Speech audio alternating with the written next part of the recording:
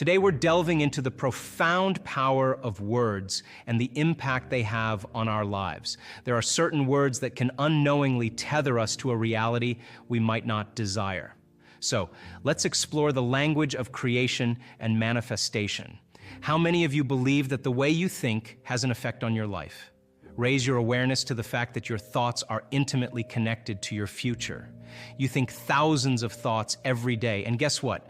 A whopping 90% of those thoughts are the same as the day before. Now, if you subscribe to the idea that your thoughts shape your reality, then it's crucial to recognize that the same thoughts lead to the same choices. The same choices lead to the same behaviors, and these consistent behaviors create identical experiences, which in turn produce the same emotions. It's a loop, a cycle that keeps you locked into a predictable existence. Your biology, your neurocircuitry, your neurochemistry, your neurohormones, and even your genetic expression are all molded by how you think, act, and feel. This combination is what we call your personality, and it's the architect of your personal reality. If you want to break free from the chains of your past and design a new reality, you must first become aware of your thoughts. Observe them, question them, and challenge the patterns that keep you stuck. It's not just about thinking positively. It's about understanding the patterns of your thoughts and dismantling the ones that don't serve you. To create a new personal reality, a new life, you can't just tweak the same personality. You have to become someone else. This means examining your unconscious thoughts, modifying automatic habits, and evaluating the emotions connected to your past. Do those emotions belong in your future? Many attempt to create a new reality while holding on to the same old self, and it doesn't work. You have to evolve, transform, and become the person who aligns with the vision you have for your future.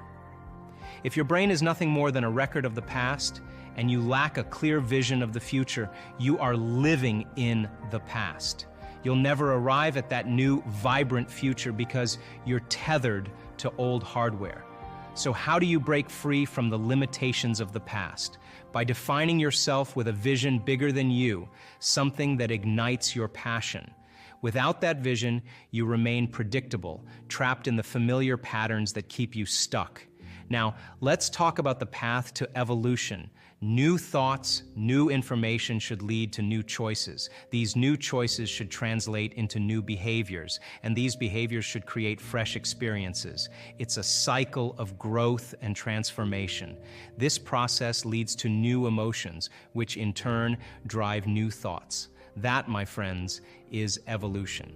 But remember, if your brain is rooted in the past and you lack a vision for the future, you're essentially living in a loop of the familiar. Now, let's explore a powerful technique to break free from the chains of the old self. You can teach your body emotionally what it would feel like to experience freedom, wealth, and genius mind. Feel the emotions of freedom, wealth, and genius within you. Allow your body to experience these emotions as if they're happening right now. Your body doesn't know the difference between imagination and reality. So when you feel it, your body thinks it's in the experience. Let's focus on wealth. Instruct your body to experience the joy of riches ahead of the actual events. Feel the abundance, envision the prosperity, and let your body believe it's in the experience of wealth. You are creating a new reality within yourself. All right, let's dive into the incredible potential of cultivating a genius mind. Imagine your mind as a vast playground filled with quicksilver thoughts that shimmer like stars in the night sky. These thoughts aren't just ordinary. They are the sparks of brilliance that can take you to new horizons, unexplored territories of your own intellect. Close your eyes and take a moment to visualize these quicksilver thoughts dancing in your mind. Picture them as beams of light, illuminating the path to fresh ideas and innovative perspectives. These thoughts are not confined by the usual boundaries. They soar beyond limitations, bringing a sense of excitement and wonder. As you immerse yourself in this visualization, feel the joy bubbling within you. It's the joy of tapping into the potential of a genius mind. This isn't about comparing yourself to others or adhering to traditional notions of intelligence. It's about recognizing and celebrating your unique brilliance, whatever form it may take. Imagine a world where your life is like an open book, filled with exciting opportunities, thrilling adventures, and moments that seem too amazing to believe. This world isn't a distant fantasy. It's a potential waiting for you in the quantum field. What's the quantum field, you ask? Well, it's like an invisible realm where incredible possibilities exist. In this quantum field, there's a chance for you to create a new life, one that's rich with opportunities. Picture yourself standing at the crossroads of awe-inspiring adventures, feeling a sense of unbelievability as if you're living in a dream. These emotions are not just dreams. They are the seeds of a potential reality that's patiently waiting for you to tap into it. Close your eyes for a moment and sense these emotions within you. Feel the excitement of opportunities knocking at your door. Let the thrill of adventure course through your veins. Imagine the joy that comes with realizing the unbelievability of the journey you're about to embark upon. It's not just wishful thinking. It's a tangible potential existing in the quantum field, ready for you to bring it to life. Now, let's talk about the power of prayer. In the vast quantum field, there's a unique potential just for you. A potential where all your prayers are answered. It might sound too good to be true, but the quantum field operates on a different set of rules. It's a space where intentions and emotions hold incredible power. Close your eyes again and immerse yourself in the feeling of joy and gratitude. Why? Because in this potential reality within the quantum field, your prayers are not just heard, they are already being answered. Feel the warmth of gratitude spreading through your heart as you envision your deepest desires manifesting before your eyes. This emotional state is like a magic key that opens the door to manifestation. As you bask in the joy of answered prayers, you draw these possibilities closer to your reality. It's not about pleading or begging, it's about aligning your emotions with the belief that what you seek is already on its way to you. Now let's explore what it means to be inspired. Being inspired is like having a clear view of the future without being weighed down by obstacles or drowning in details. It's about understanding the vast potential that lies ahead and feeling a deep connection to a new reality. Close your eyes once more and visualize this future without obstacles. Picture yourself navigating through challenges with ease, knowing that each obstacle is a stepping stone toward your desired destination. Lift yourself up from the limitations of doubt and worry. Instead, focus on the feeling of being connected to a new reality. A reality where your dreams are not just aspirations, but tangible possibilities. Memorize this feeling of possibility. Let it linger within you like a guiding light in the dark. Be open to the expectation of the unknown, because within the unknown lies the potential for growth, discovery, and the realization of your wildest dreams. Take one more deep, slow breath all the way to the top. As you exhale, release it into the field. And now, slowly, very slowly, when you're ready, open your eyes.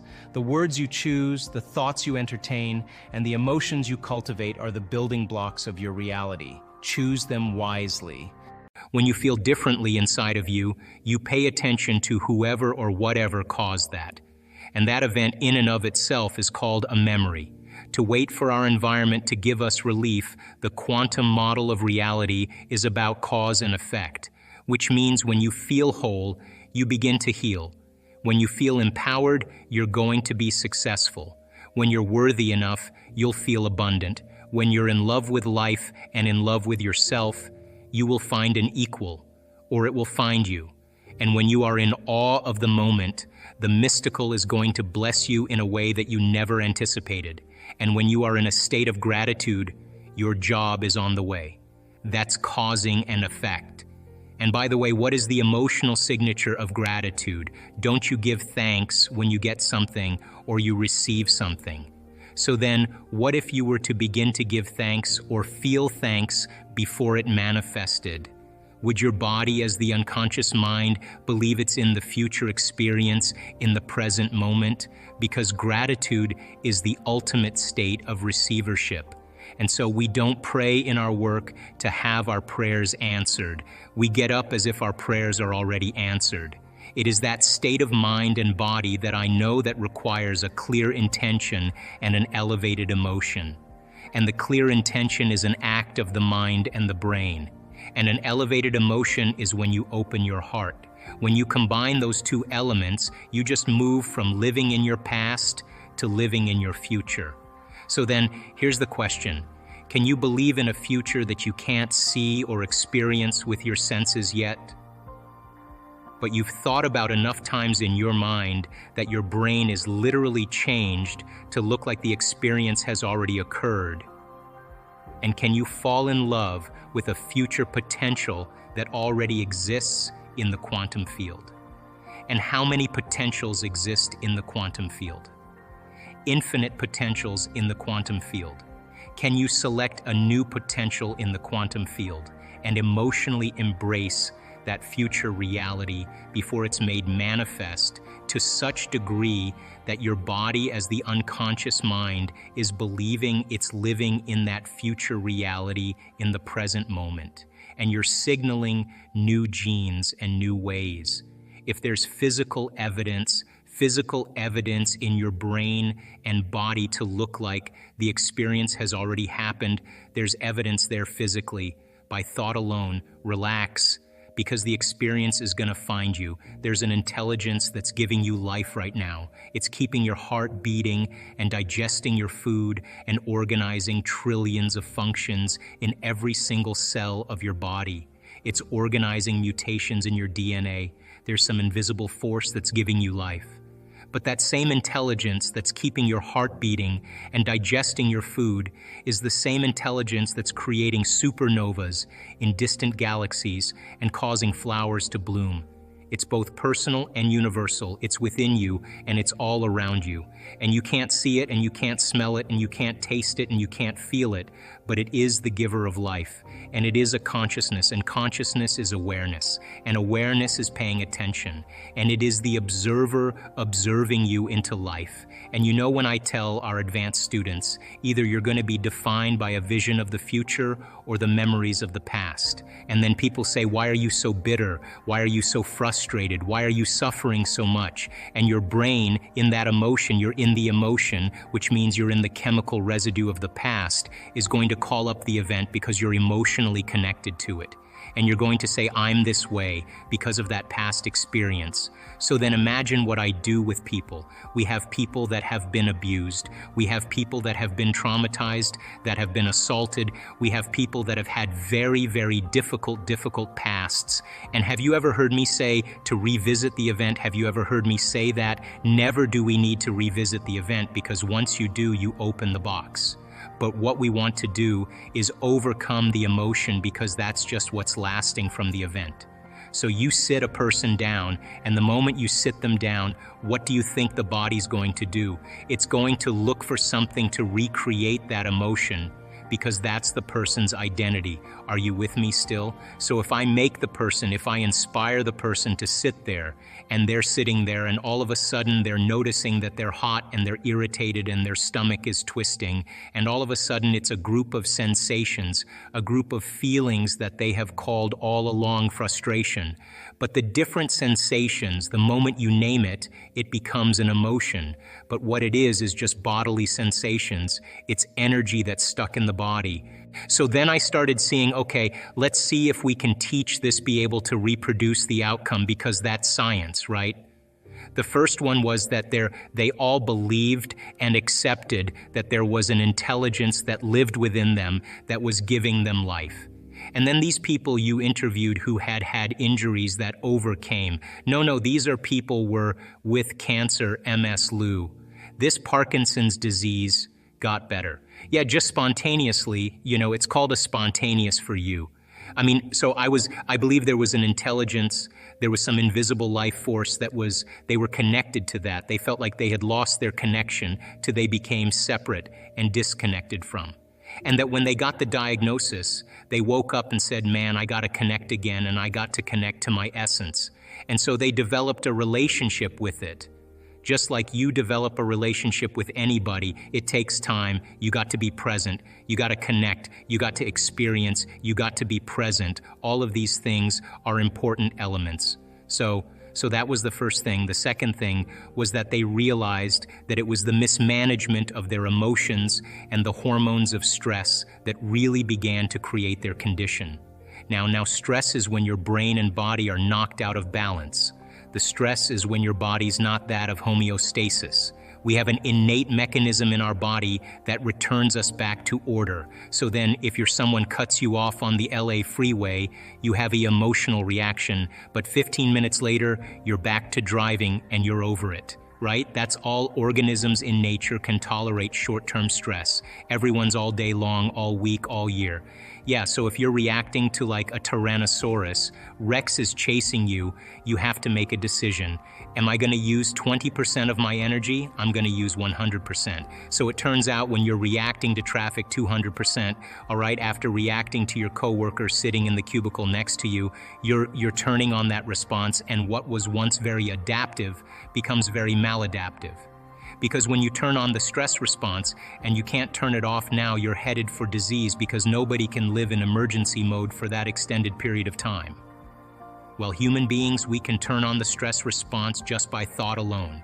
You can think about your problems and you're producing the same biological effects. So those chemicals give the brain and body a rush of energy, and people become addicted to that rush of energy. So now they use the problems and conditions in their life to reaffirm their addiction to that emotion. They need the bad job, they need the poor relationship. So that means they become addicted to the life that they don't even like. Why do we need the bad job or bad relationship and stay stuck? Because it's a conditioned response. So listen, if you get angry at a coworker and all of a sudden you get arousal in your brain and body, right? You get a rush of energy. When you start noticing that your body starts dropping, your brain starts noticing your energy starts dropping, you're automatically going to have the image of the coworker in order to give your body the jolt. Right? So all of a sudden people become addicted to their own thoughts, right? So these people realize that, oh my God, I've been mismanaging my attention and energy, and I got it. I got to get beyond my past. I got to get beyond these emotions. I got to make some big changes. I got to break the habit of being myself. I got to stop being this person. Now that sounds really good theoretically and philosophically, but change is such a hard thing. All right, because the moment you come back to your senses and you step back into your life and you see that person or you go to that place or you're with that experience, so many people are unconsciously reacting in their thoughts and feelings to everything in their environment. So now their environment is controlling how they think and feel. So they realize that in order to change, they've got to be greater than their environment, greater than the conditions in the world, greater than the circumstances in life. Be mindful of that every time it comes up, to be like, okay, I'm going to think differently. I'm not going to react this way. I'm not going to go back. I'm not going to go back, because the moment you start reacting emotionally, emotions are a record of the past. And if those emotions are driving your thoughts, you're thinking in the past. And if you can't think greater than how you feel, and you believe your thoughts have something to do with your destiny, you're creating more of your past, right? So it turns out that the repetition of thinking and feeling and thinking, these loops that people get caught in, condition their body to subconsciously become the mind of that emotion, which means now their unconscious mind is believing they're living in the same past experience, 24 hours a day, 7 days a week, 365 days a year. I kind of move past the word visualization because I think it kind of conjures up a little bit too much of a spiritual association. The word that's used in science is called mental rehearsal. In mental rehearsal, there's two types of mental rehearsal. There's what's called internal mental imaging, which means you're in the scene as the first person experiencing it. And then there's called external mental imaging, which is you're observing yourself in the scene. Turns out that when you are actually in the first person and not the third person, that action of rehearsing what you're doing produces the strong biological change. Now let's talk about this. You can take a group of people that have never played the piano before, and you can do a functional brain scan on them, and then you can teach them one-handed scales and chords, and they'll practice those chords 2 hours a day for 5 days. At the end of 5 days, they grow a whole new set of circuits on the opposite side of the brain. Well, that makes sense. You learn something new.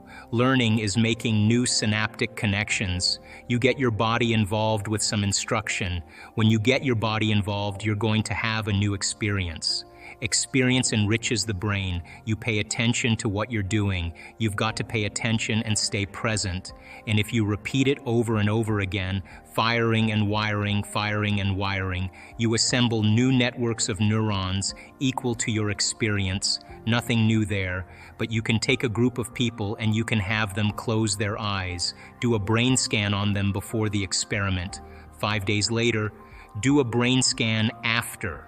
And for 2 hours a day, they mentally rehearse playing those scales and chords.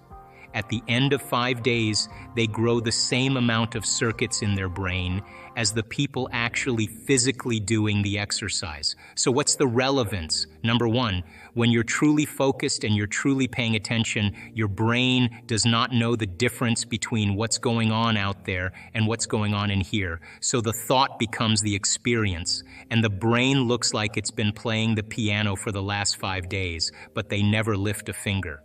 Now, from a biological standpoint, our brains are a record of the past. They're an artifact of everything we've learned and experienced to this moment. When we prime the brain to change its circuitry before the experience, now the brain is no longer a record of the past. It's now a map to the future. And so as we warm up those brain circuits, it's more easy for us to slip into a supernatural behavior. If you take those people and you set them from the piano, and they've never played the piano before, but they've been mentally rehearsing for the last 5 days, they'll play those scales and chords like magic. They just learned how to do it just by changing their internal state. Take a group of men. You can have them close their eyes and for an hour a day, mentally rehearse doing bicep curls over and over again, and they add an emotional component called harder, stronger, more intense, and they put themselves in that first-person internal mental image. At the end of 2 weeks, they have a 13.5 increase in muscle strength, and they've never performed the activity. Not only is the brain changed to look like the experience has already occurred, now the body has changed by thought alone. The body looks like it's been working out for the last 2 weeks. So then the power of mental rehearsal, of imaging primes, the brain and body to look like the future has already occurred. And when you set the extent of your limit. And then they said, let's take a control group, just a group of people that are just average people, and we'll use the monks, and we'll teach them how to do this thing called focused concentration, what science is now called paying attention. By the way, the average human being loses their attention span 6 to 10 times a minute. That's why only a few subatomic particles actually pay attention to our mind. So he said, okay, we're going to hook these guys up to these brain scans, particular ones called EEGs. And EEGs measure electromagnetic frequency that the brain emits. And so they took 256 electrodes and they covered their whole entire head. Can you picture these monks with the things? And then they ran all the feedback into a computer that created a holographic picture of the brain, and they were able to begin to measure brain activity. They said to these monks, be your normal self. They took 8 of them. Be your normal self. And then they said, okay, now listen, you guys, pay attention to compassion. Just close your eyes and pay attention to compassion. The moment they did that, all of a sudden, the frontal lobe lit up so much that the scientists had never seen that type of activity in that part of the brain. Now, then they took the control group and they said, all right, you guys, pay attention to one thing. And of course, what happened? My back hurts. How long is this gonna take? I don't really want to do this. Am I doing it right? I wonder what my kid's doing. I gotta buy dinner, all that stuff. And guess what happened to their frontal lobe? Meh, nothing, nothing. Now, in one particular monk, there's a part of the frontal lobe on the left side, which is really the happy spot in the brain. And this guy's left frontal lobe was so ignited that the scientists said, this guy's gotta be the happiest guy in the world. They'd never seen activity like this before. But then the scientists began to think about this, and what they said was, maybe paying attention and concentration and observation is a skill, just like tennis or golf. And you can improve it if you keep practicing it. Now think about this. The brain is the instrument that we use. It's the machinery for us to process thought. How many people accept that? And it also has some automatic processes that allow us to function. But for the most part, it's the greatest area in the body where there's the greatest number of neurons clustered together. And where you have the greatest number of neurons clustered together, you have the greatest intelligence. So the brain is the central clearinghouse of intelligence. Mind, by the way, is what the brain does. Mind is the brain in action. It's the brain at work. When we can measure a working brain, we're studying mind. So mind is when the brain is in action. So when we're using functional brain scans and we're studying how the brain works, we're studying this concept called mind. Then here's my question. If the brain is the instrument for intelligence or processing thought, and mind is what the brain does, if you can improve the way your brain works, who's doing the improving? And it's that nasty 13-letter word called consciousness. That's the only solution. Consciousnesses are self-aware, free-willed individual that is really not the body, is not the brain, and is not the mind. As a matter of fact, consciousness is what manipulates the brain to produce mind. The brain processes 400 billion bits of information every second, but we're only aware of about 2,000 of those 400 billion bits of information. And you know what those 2,000 bits of information have to do with? 3 things, and only 3 things: the body, the environment, and time. That's it. Does your back hurt? Do you have a headache? Are you tired? Is it too cold in here? Is it too bright in here? Is it too dark in here? Do you like the way the person smells sitting next to you? Do you even like the person next to you? How long's this guy gonna talk before we can break? And that's where all of our self-awareness is on. It's only on the body, the environment, and time. And yet billions of bits of information is being processed by the brain. Now, when we can take consciousness, self-awareness, and move it away from the body, the environment, and time, we no longer have to live by the laws of the body, the environment, and time. And when we're able to do that, we begin to open the door to walk into the quantum field. So then the first step to change is becoming conscious of those unconscious states of mind and body. Most people don't like to do this. Everybody knows this, that you keep switching on that system for an extended period of time, and you live by the arousal of fear, the arousal of pain, the arousal of suffering, the arousal of aggression. It takes energy to activate those latent systems, and when we do that, our immune system is compromised. The energy that's mobilized for emergency, for the threat in the outer environment, compromises the energy in our inner environment, and we are then more susceptible to the conditions in our outer environment. And as Greg said, you have to look at to see what keeps you in balance. And stress and living in survival is when you're not that balanced, not that homeostasis. We can tolerate that short term, but if you keep exposing yourself to the same stimulation, or you have a thought of some worst-case scenario in your mind, you're actually knocking your brain and body out of balance by thought alone. And this is where it gets dangerous, because the conditioning response, the worst-case scenario, the image we create in our mind, and the emotion that we perceive is the stimulus response that's conditioning the body to subconsciously live by the arousal of fear, as an example. So that internal environment becomes compromised and the immune system dials down. And why is that? Because we are more reactionary or responding more to the environment. So, and Greg, you know this, that in a time like this, when everybody's feeling fear, that seems natural and normal. But what we're looking for is supernatural. And that's the new consciousness that has to emerge as a result of this wake-up call.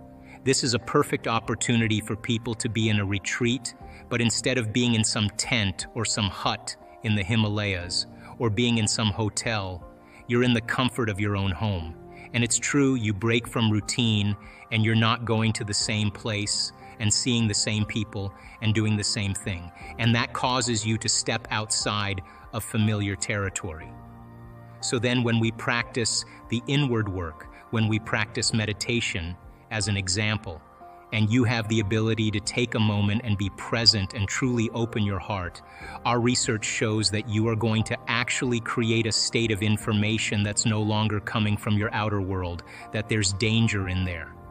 But when you start falling into the present moment and opening your heart, your immune system in 4 days can strengthen by 50%. Now, I know most people will say, I don't really want to do it now, it's just too hard. No, no, no, this is the time. This is the time that we've been practicing for. This is the time where it matters the most.